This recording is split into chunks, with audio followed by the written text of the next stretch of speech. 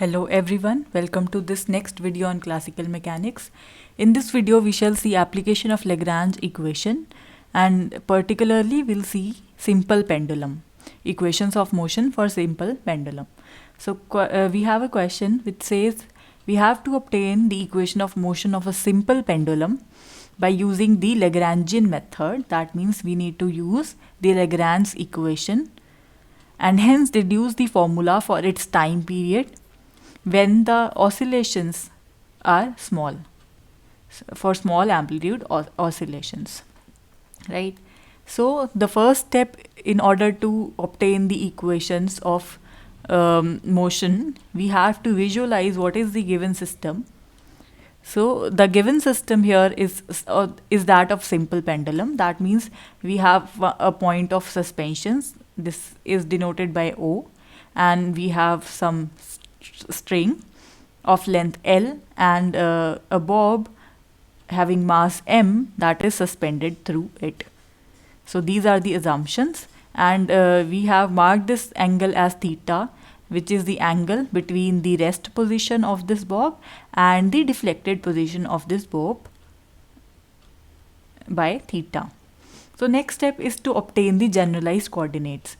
So for sake of simplicity, we'll use the polar coordinates over here, r and theta, because this angle is represented by theta, and whatever is the length over here of the bob from the point O, that is r. So constraint here is given to be that the length of the string that is taken to be constant, which is L. Therefore R in our case becomes L, which is fixed. Therefore, constraint reduces our two generalized coordinates to one generalized coordinates, that is theta. So this is the assumptions, and this we have specified that the generalized coordinate is only depending on this theta. So now depending on this theta, we would have only one Lagrange equation, that would be del L by del theta minus ddt del L by del theta dot is equal to 0. So now note here that in Euler-Lagrange equation that we used in calculus of variation, we have t over here. T is the independent variable in all the problems that you take. The time, that is the independent variable. So this quantity remains unchanged in every time whatever problem you take. So let us now calculate this L. To determine this del L by del theta, we must know what is L. L is the difference of kinetic energy and potential energy. So the kinetic energy for the system, as is always, is given by half mv square. What is V? V is velocity, and that is the time derivative of displacement. Now you just see your bob initially was here at the point A, and it has now move on to this direction at the point B. So what distance has it covered? The distance S has been covered. So here we would have S dot square. But you should note that the kinetic energy or whatever energy or whatever L you are calculating, the end result, this should be in the generalized coordinates.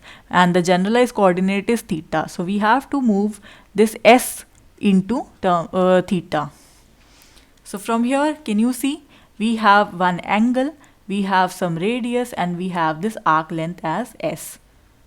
Therefore, we can apply this formula. The angle theta, that is equal to arc length divided by radius. The arc length over here is S, radius over here is L, and theta is as such. Therefore, S becomes L into theta. So we just replace S dot by L theta dot.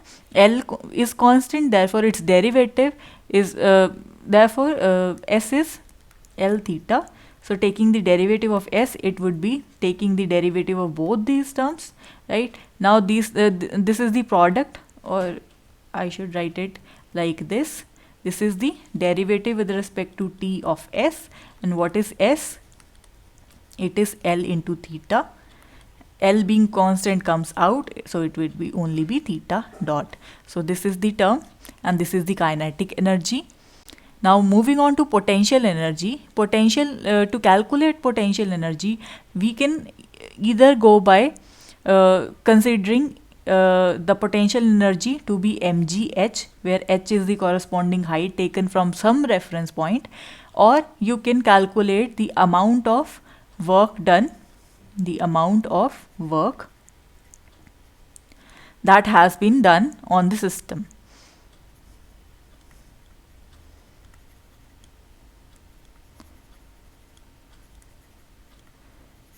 So here we can take a reference point as this point A, that means at length L below the point of suspension.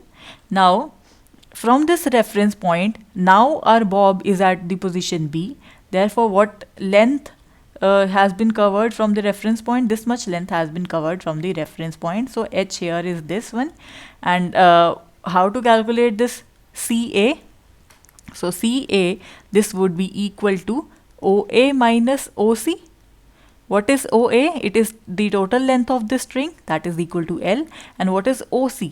Now to calculate OC, you can see here we have angle 90 degree, and because this is theta, so this angle is also theta, assuming this arc length to be a straight line.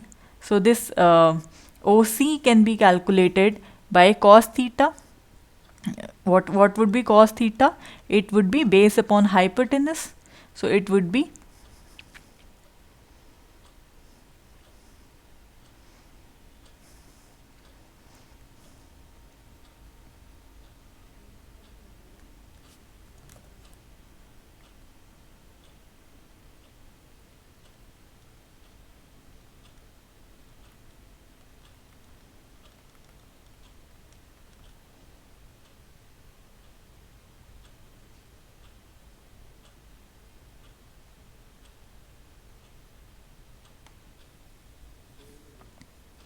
I'm sorry, here we have to take this triangle OCB.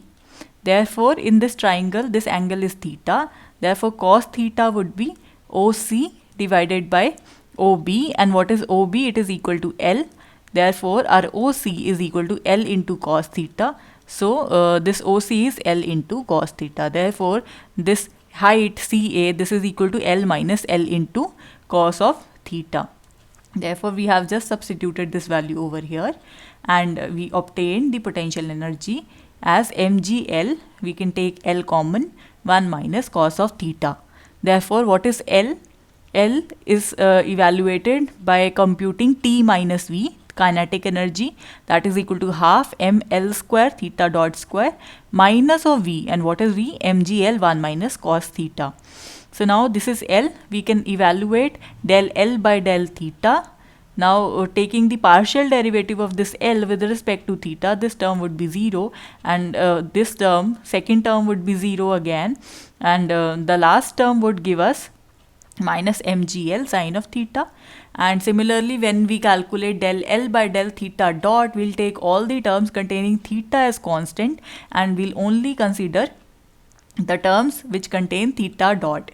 Therefore, the first term would be half m L square, these being constant as such. Then the derivative of this term, it would be 2 theta dot. So this 2 and 2 cancels. Therefore, we have m L square theta dot. And this term, as it does not contain theta dot, is equivalent to 0. Therefore, as we have these two terms, we can use these in the Lagrange equation. So substituting the values, now here m L square, that is constant, we can take it out, and then we can differentiate with respect to time theta dot. It would be theta double dot. So now we can take now, because m and L, they are non-zero, so we can write it as g sine theta plus L double dot is equal to 0. Therefore, this becomes our equation of motion. Moreover, in the question they have been asking, what is the time period of this pendulum when the oscillations are small? When the oscillations are small, that means our angle theta, that is really small. So when our oscillation is small, theta is small, so sine theta becomes nearly equal to theta. So in that case, our equation of motion, this becomes theta double dot as such, g by L as such, sine theta reduces to theta is equal to 0. So this becomes our equation of motion, and for simple harmonic motion, we know this was our equation.